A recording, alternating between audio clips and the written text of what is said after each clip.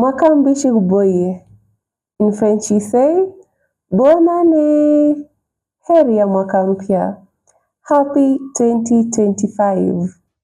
If it is your first time here, my name is Masaka Mdavidatiki. And if you are returning, from the bottom of my heart, I would like to say, Chabcha Nandigi.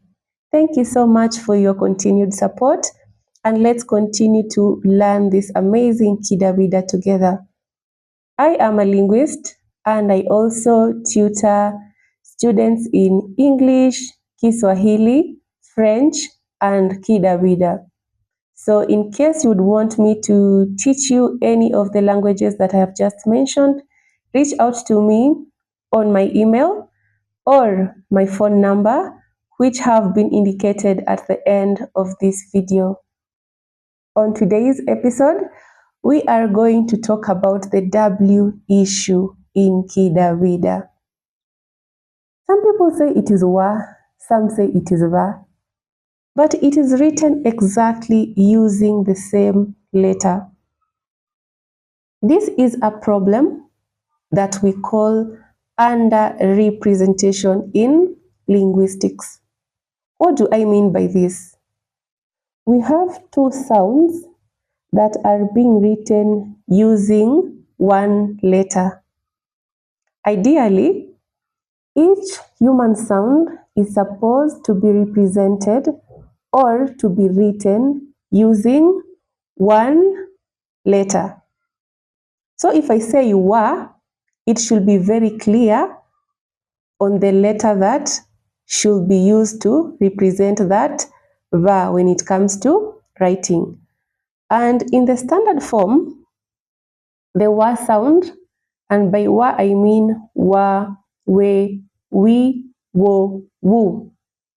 The wa sound is usually written using the letter W. But in Taita, we have a unique case. And this unique case is what I am calling underrepresentation. So in the Taita community, we have the wa sound and we also have the va sound. Both of them are written using the letter W.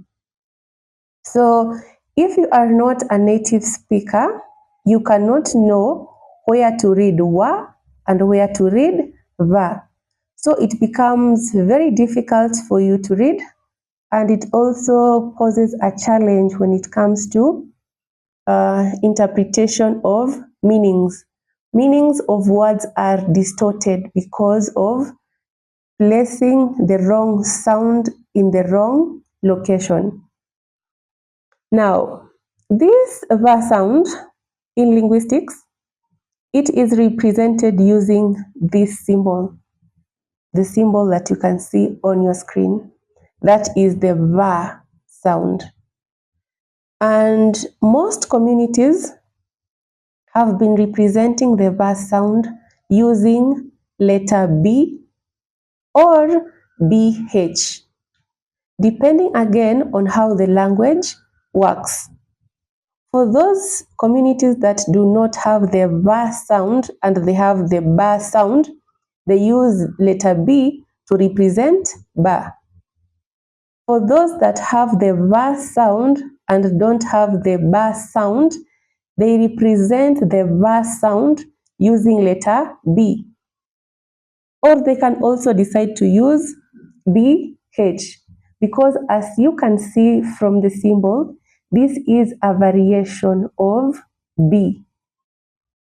But now let's come back home. In the Taita community, we have ba, we have ba, and we also have va.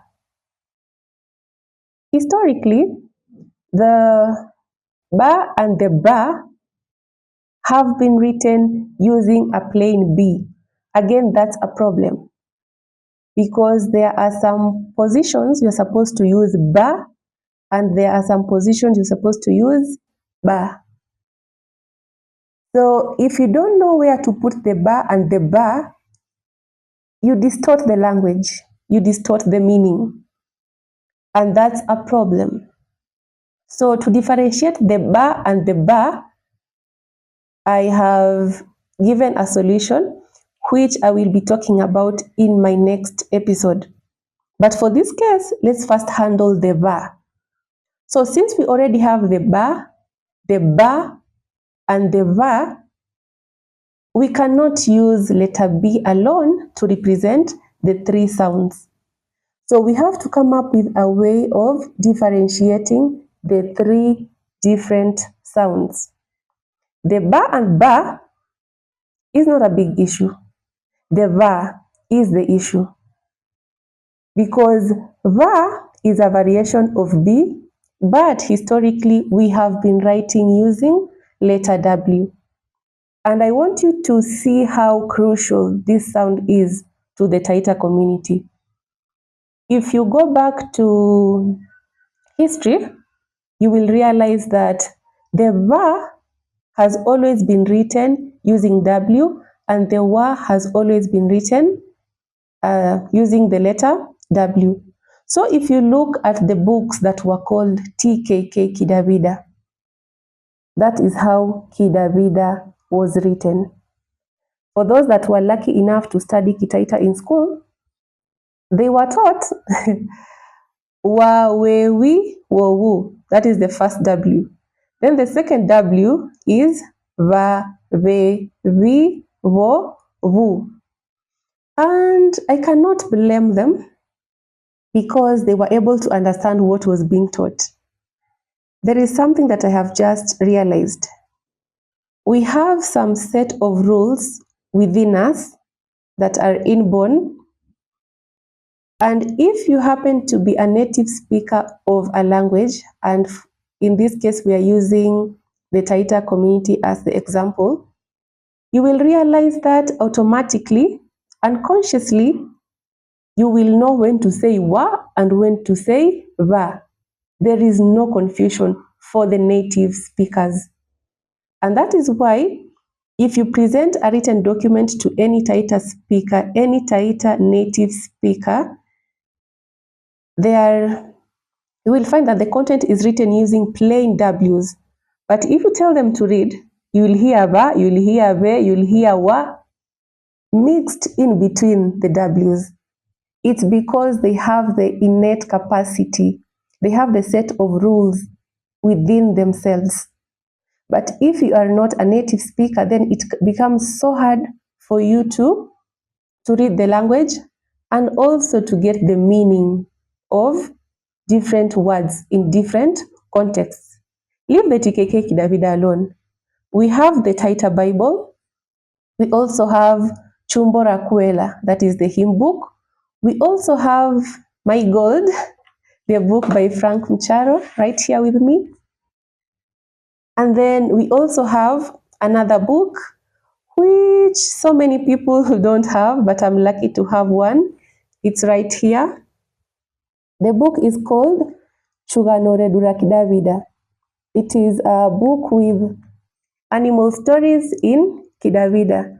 As we proceed with our lessons, in some of the episodes, I will be reading out the stories.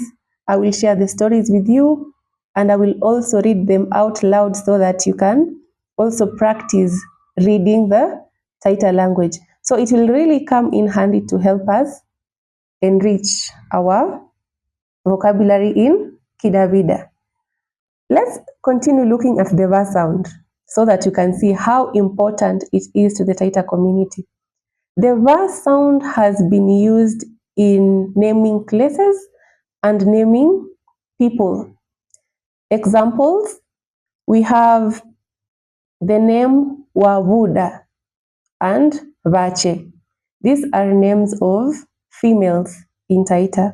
We also have names of places, for example, Vundanyi, Vusi, Vesu, and Veruga. And all these names, as I speak right now, have been written using the W. But I am not saying wa, I am saying va. So you can already see the confusion that's coming there. For you to understand this concept better, I have prepared some examples so that you can get to see the problem clearly. So just look at my screen right now. I have divided this into 3 categories. We have the first category whereby the W is read as wa. In the second category, the W is read as wa and va. And then the last case, we have the wa being read as the va sound. So let me read out these sentences so that you can understand exactly what I mean. The first case, we have wama stroke wami, and that is a cousin in Kidawida. Then we have mwakio wavika. Mwakio wavika means Mwakio has arrived. Mwakio is a name of a male person. Waserwa. Waserwa has got 3 meanings in Kidawida. The first meaning is Waserwa is a place in Taita. The second meaning, it is a skin tone. And by that I mean it's a shade that is not so light and again not dark.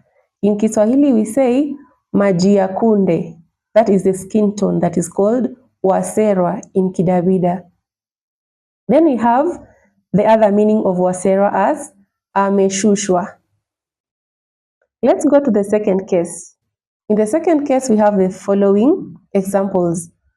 Wabuda wabechalinu. As you can see, you have 1, 2, 3, 4 W's. Some are wa, some are va. So if it is not differentiated and you are not a native speaker, how are you going to know where to say wa and where to say va?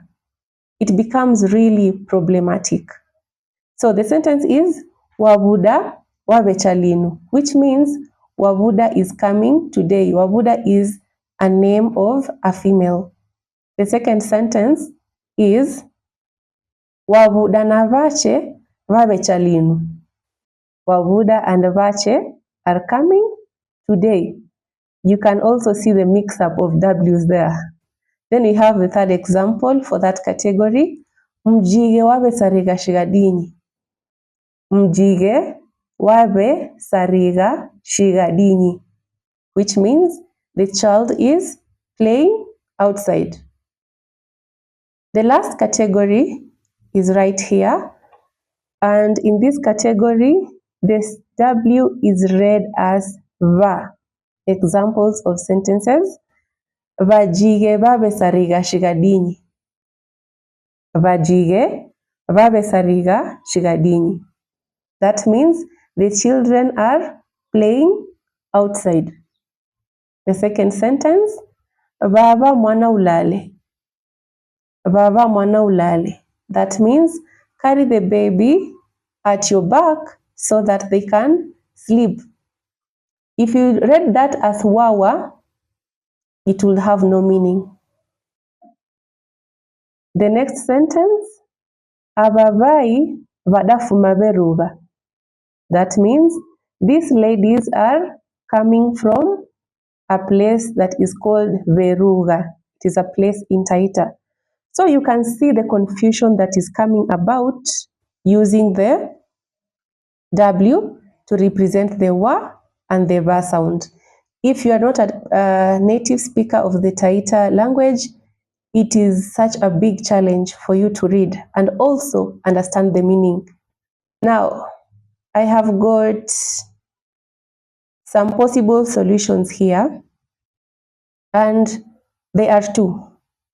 The first one is we can choose to represent the va sound using BH, and that will be the most ideal to represent that sound linguistically.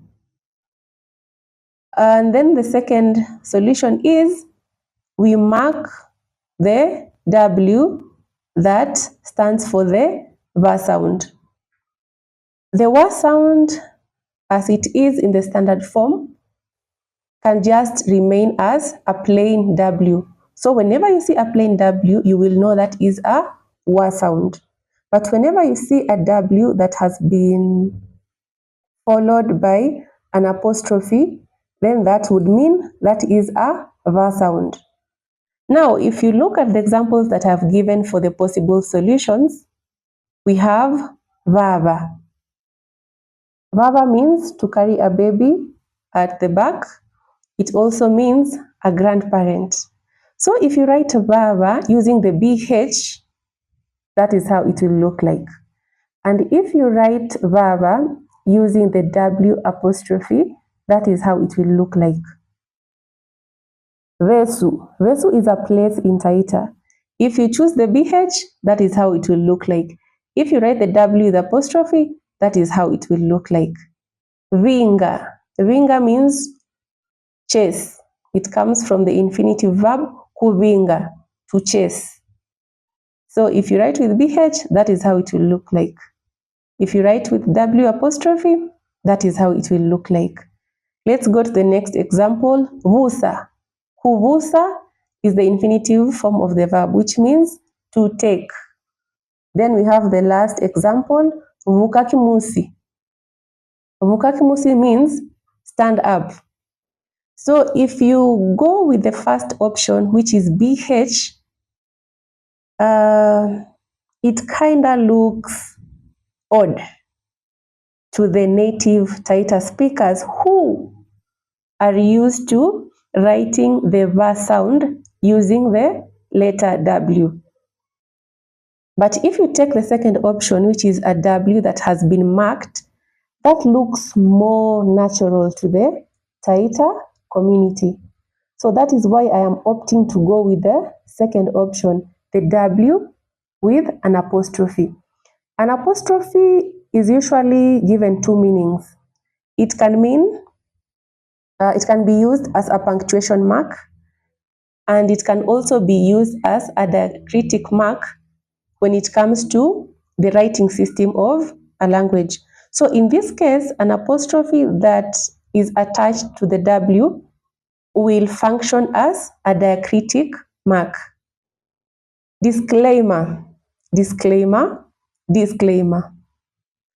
This is a decision, or rather, this is a suggestion that I am giving. This is not a decision that has been made by the Taita community. But the day that the Taita community will agree on how we are going to represent our wa and our ba, I will keep you updated. And that is how it's supposed to be done. This solution is supposed to come from the community members, not from an individual. But for the sake of my teaching, because I have to teach you the accurate Kidawida, and I want you to get the language correctly without distorting any meaning, I will go with the W apostrophe. It looks more natural, and it is also very easy to use. So for that reason, I will go with the W apostrophe.